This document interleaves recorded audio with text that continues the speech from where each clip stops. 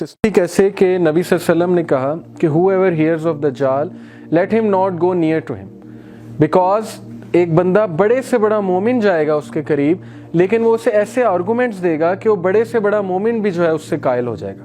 ये डिपेंडेंसी का एलिमेंट है उसमें। ह्यूमन बीइंग उसकी सिविलाइजेशन पे बहुत डिपेंडेंट हो चुके होंगे, इसलिए उससे जान छुड़ाना बहुत मुश्किल है। एक बंदे ने आलिम से पूछा कि उसके माथे पे तो काफिर लिखा होगा, तो हाउ इज़ इट पॉसिबल कि हर मुस्लिम तो पढ़ लेगा, हमें तो पता लग जाएगा वो दज्जाल है, so how you are saying कि जी वो उसके माथे पे काफिर लिखा होगा फिर भी हम उसे फॉलो करेंगे। तो उन्होंने कहा कि देखें आप सिगरेट पीते हैं तो इत्फाक से वो पीता था, तो उन्होंने कहा क्या सिगरेट पे आप नहीं लिखा देखते कि तंबाकू नोशी सेहत के लिए मुज़र है, फिर भी पीते हैं, क्यों पीते हैं? उसने कहा कि हाँ मैं समझ गया, एडिक्टिव, सिगरेट बहुत ज़्यादा एडिक्टिव है। तो यही बात है कि दज्जाल की सिविलाइजेशन एडिक्टिव है बहुत ज़्यादा, क्योंकि वो मटीरियलिस्टिक वैल्यूज़ की बात करती है, क्योंकि उसमें ऐसे एलिमेंट्स मौजूद हैं जो ह्यूमन फॉल्स नेचर को जो है बहुत ज़्यादा अपील करते हैं। वो क्या है कि देखें डिपेंडेंसी ऐसे है कि उन्होंने एक स्टैंडर्ड बना दिया वेस्टर्न सिविलाइजेशन ने, वो स्टैंडर्ड यूएन है, यूनाइटेड नेशन। अब यूनाइटेड नेशन डिफाइन करेगा कि सेरेमनी किस तरह होनी चाहिए। सेरेमनी में म्यूज़िक होना चाहिए, जिस सेरेमनी में म्यूज़िक नहीं है वो एबनॉर्मल सेरेमनी है। ये किसने स्टैंडर्ड डिफाइन किया? इस्लाम ने तो नहीं किया ना, तो यूनाइटेड नेशन ने या उनकी बाकी चीज़ों ने डिफाइन किया, मूवीज़ ने। शादी किस तरह से होनी है पूरा स्टैंडर्ड डिफाइन है, स्कूल के फंक्शंस कैसे होने हैं स्टैंडर्ड डिफाइन है, फ्री मिक्सिंग का एक स्टैंडर्ड डिफाइन है, ह्यूमन बीइंग्स के ड्रेस कोड तक उन्होंने डिफाइन कर दिए, फैशन के वो पूरे लेबल्स उन्होंने बना दिए और पूरे ब्रांड्स उन्होंने निकाल दिए। तो ये स्टैंडर्ड्स कहाँ से मुसल्लत किए जा रहे हैं? वहाँ से जो सिविलाइजेशन स्ट्रांग है वो मुसल्लत कर रही है स्टैंडर्ड। अब वो स्टैंडर्ड इस बुरी तरह हम पे मुसल्लत है कि जो भी उनसे हटने की कोशिश करेगा वो क्या है? एबनॉर्मल। अगर आपकी गर्लफ्रेंड नहीं है तो you are known as abnormal, अगर किसी का बॉयफ्रेंड नहीं है तो उसे एबनॉर्मल कहा जाएगा, क्योंकि एक स्टैंडर्ड डिफाइन हो गया। अब उसकी सिविलाइजेशन के स्टैंडर्ड्स होंगे, वो सिविलाइजेशन के स्टैंडर्ड्स इतने जो है वो एडिक्टिव होंगे कि नबी सल्लल्लाहु अलैहि वसल्लम ने वार्न किया है कि बिवेयर वेयरएवर यू सी दज्जाल flee you should run away. अब इसको मैं इस तरह से समझता हूँ, देखें कि दज्जाल से हम बच सकते हैं इस दौर में भी, हालांकि इसमें बहुत एडिक्टिव है उसकी सिविलाइजेशन। एक हदीस में तो आता है कि ऐसे दौर में जंगलों की तरफ चले जाओ और दूर हो जाओ ये इस सिविलाइजेशन से। और इकबाल ने भी ये कॉन्सेप्ट शो किया है अपनी नज़मों में कई बार, दुनिया की महफिलों से उकता गया हूँ यार। इवन हॉलीवुड की मूवीज़ अब ये शो कर रही है कि नेचुरल लाइफ की तरफ वापस जाना पड़ेगा। ऑब्लिवियन एक मूवी है, उसमें उन्होंने एक कॉन्सेप्ट दिखाया है कि वो मॉडर्न सिविलाइजेशन से हट के बंदा जंगल में चला जाता है और वहाँ पे बड़ी पीसफुल लाइफ जो है वो गुजारता है। तो इस तरफ हॉलीवुड भी आ रहा है, लेकिन ये अल्टीमेट सोल्यूशन है। जब कोई रास्ता नहीं होगा तो नबी ने कहा था कि तुम माउंटेन्स की तरफ चले जाना, लेकिन इसका सोल्यूशन हो सकता है। सोल्यूशन ये है कि उसके जो टूल्स हैं उसकी सिविलाइजेशन के, मिसाल के तौर पे मैं टेलीविज़न को एक बहुत बड़ा टूल समझता हूँ दज्जाल की सिविलाइजेशन को। अब बात यह है कि टेलीविज़न से आप भाग जाएं, टेलीविजन को देख के आप दौड़ लगाएं, क्योंकि नबी सल्लल्लाहु अलैहि वसल्लम ने कहा कि वेयर एवर यू सी दज्जाल फ्ली। ये मेरी इंटरप्रिटेशन है, यू मे डिसएग्री। मैं टेलीविज़न घर में रखना पसंद नहीं करता, क्योंकि टेलीविज़न से जो है ना वो वही चैनल्स आएंगे, वही मीडियम आएगा, और उस मीडियम में क्या दिखाया जा रहा है, ये पूरी सिविलाइजेशन प्रमोट की जा रही है। तो इस तरह मैं समझता हूँ वी आर डिपेंडेंट अपॉन दज्जाल। जब हम उसके टूल्स को ले आएंगे अपने घर में तो हम डिपेंडेंट हो जाएंगे, हम एडिक्टिव हो जाएंगे उसकी चीज़ों में, हम उस फैंटेसी वर्ल्ड में जाएंगे ज़्यादा से ज़्यादा, म्यूज़िक, टेक्नो, और वो पार्टी का माहौल, योलो का माहौल, और वो सारे सिनेमाज और ये जो फैंटास्टिक चीज़ें वो दिखाते हैं, ग्लैमर जो दिखाते हैं, वो भी हदीस आगे आएगी। लेकिन बात ये है कि उस पर डिपेंडेंट बहुत होगी इंसानियत, इसलिए मेजॉरिटी दज्जाल को फॉलो करेगी और बड़े कम लोग जो है ना उससे छुटकारा पा सकेंगे। इकोनॉमिक सिस्टम हम देखें कितना डिपेंडेंट है, इतना डिपेंडेंट है जान नहीं छुड़ाई जा सकती। अब उलमा ये कहते हैं कि आप लेसर ईवल की तरफ जाएँ। अब बैंक में अकाउंट तो खुलवाना है, हर हाल में खुलवाना है, करंट में खुलवा लें जी। दूसरा मैंने एक हदीस से सुनी थी कि जब उसका वक्त करीब आना शुरू होगा जी तो लोग मिंबर पे बैठ के कम बात करेंगे उसके बारे में। जी जी बिल्कुल ऐसे ही। और बहुत रेयरली कोई सुनता है तो कोई मौलवी साहब या फिर इस तरह बात करते हो, तो यही मुझे लगता है बहुत बड़ी वजह होगी कि लोग उस वक्त पहचान नहीं पाएंगे कि ये अल्लाह ताला है। बिल्कुल ऐसे ही, उसके पास भी ताकत होगी। बिल्कुल बिल्कुल ऐसे ही, कि माँ बाप को जिन्नात की शक्ल दे के ले आएगा। बिल्कुल ये सारी बातें आ गई। बहुत इस बारे में पढ़ता भी और पूछता भी हूँ, सबसे मैंने पूछा, वो कहते हैं बस इस तरह है, लोग नहीं सुनना पसंद करते। ऐसे ही तो ये भी बहुत बड़ी वजह ऐसे ही है जी।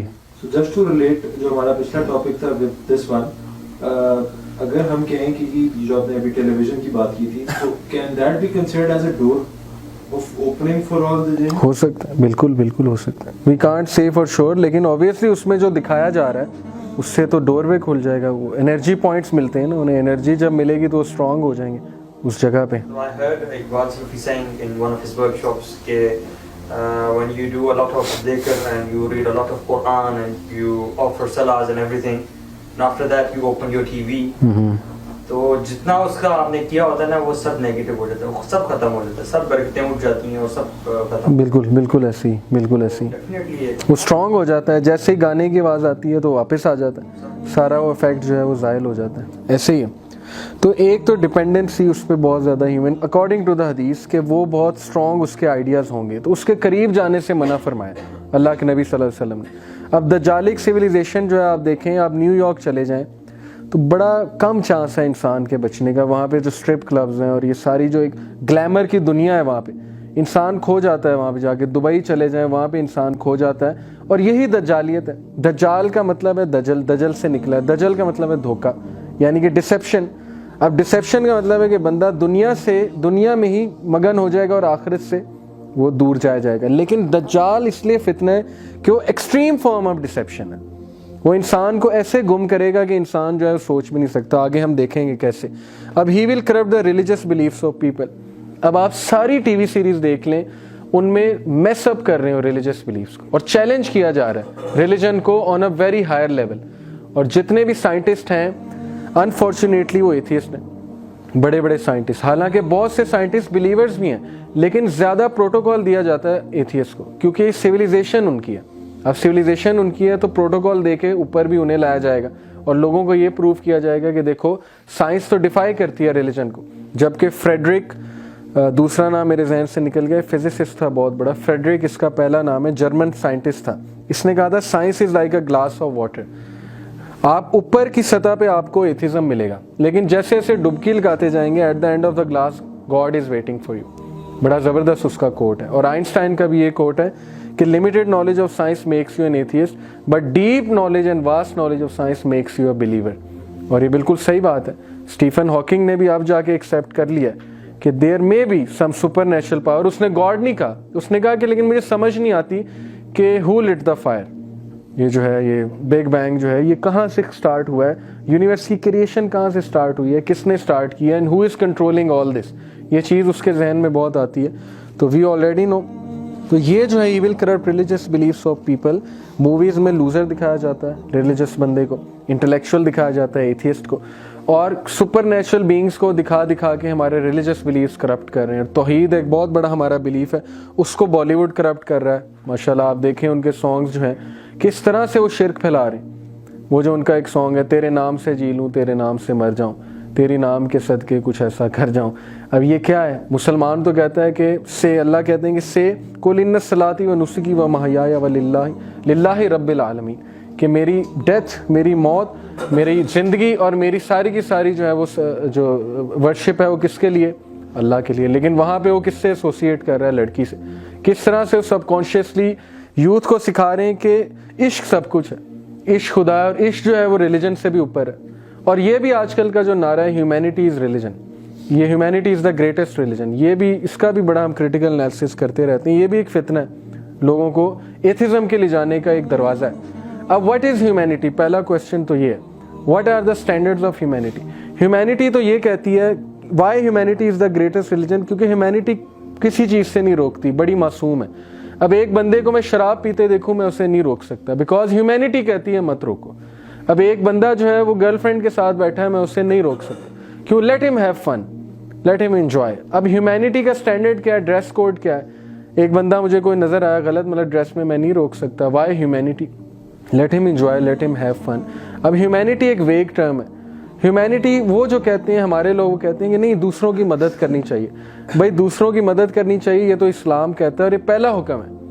और दूसरों की मदद किस लिए करनी चाहिए, उसके पीछे नीयत क्या होनी चाहिए, ये भी तो डिफाइंड है इस्लाम में, टू प्लीज़ अल्लाह ऑलमाइटी। लेकिन ह्यूमैनिटी अब बहुत वेग टर्म है। ह्यूमैनिटी को कहना it's the greatest of religion, humanity तो रिलीजन है ही नहीं, ये तो एक फ़िलासफ़ी है ह्यूमनिज़म की, और इस फ़िलासफ़ी के पीछे मटीरियलिज्म इन्वॉल्व है। ह्यूमैनिटी जो है ये एक फ़िलासफ़ी है, रिलीजन जो है ये पूरा एक वे ऑफ लाइफ है। और अंबिया ह्यूमैनिटी सिखाने तो नहीं आए थे, तमाम अंबिया रिलीजन का बताने आए थे। तो अंबिया तो सबसे स्मार्टेस्ट लोग थे, उन्हें क्यों नहीं पता था humanity is the greatest of religion? वो फिर ह्यूमैनिटी सिखाते। ह्यूमैनिटी तो कॉमन सेंस की बात है। आपको नहीं पता किसी को जो है हेल्प ऑफर करनी है, आपको नहीं पता कि एक बंदा मर रहा है तो उसकी हेल्प करनी है, आपको नहीं पता कि किसी को पैसे देने चाहिए, ये तो कॉमन सेंस है। कॉमन सेंस नहीं सिखाने आए थे अंबिया।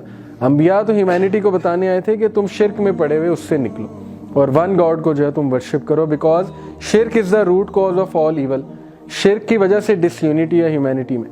तौहीद का कॉन्सेप्ट यूनाइटेड करता है ह्यूमन बींग्स को, तो ये बड़ा रेवोल्यूशनरी कॉन्सेप्ट है। ये उसका दूसरा जो है कि उसमें करप्ट करेगा, रिलीजियस बिलीव्स को शेक करेगा। और आप यकीन करें जितने भी लोग बाहर रिसर्च के लिए जाते हैं या PhD MPhil, तो वो एथियस्ट हो जाते हैं। मेजॉरिटी मेरे जीकी के दोस्त तबलीगी जमात के साथ जानने वाले, दाढ़ियों वाले, उन्हें दाढ़ियाँ कटवा ली हैं और वो जर्मनी में जाके एथियस्ट हो गए। क्यों? थोड़ी सी साइंस पढ़ के, थोड़े से क्वेश्चंस, काउंटर क्वेश्चंस हुए होंगे उनसे, उनके रिलीजियस बिलीफ्स को करप्ट करने की कोशिश की गई होगी। मॉडर्न सिविलाइजेशन ने बड़े टफ क्वेश्चंस पूछे हैं हमसे, जो कि हमें सीखने चाहिए। उनके कुछ बड़े वैलिड क्वेश्चंस हैं गॉड के हवाले से, रिलीजन के हवाले से, वो हमें पता होने चाहिए। जब वो क्वेश्चंस पुट फॉरवर्ड करेंगे, मुस्लिम जो है वो शेक करेगा। तो ये रिलीजियस बिलीफ्स को करप्ट किया जा रहा है। सर, इन सारे क्वेश्चंस के आंसर्स बहुत क्लियरली दिए हैं डॉक्टर जाकिर ने। डॉक्टर जाकिर ने बड़ा काम किया है माशाल्लाह इस पे। कुरान में सब कुछ है, आप कुरान पढ़ें। अल्लाह ने सारे, जो अल्लाह को पता था कि ये सिविलाइजेशन एक दिन आनी है, अल्लाह ने इसके सारे आंसर्स दिए हमें। दीन की बात फैलाना सदक़े जारिया है। सवाब की नीयत से वीडियो को शेयर जरूर कीजिए। जज़ाकल्लाह।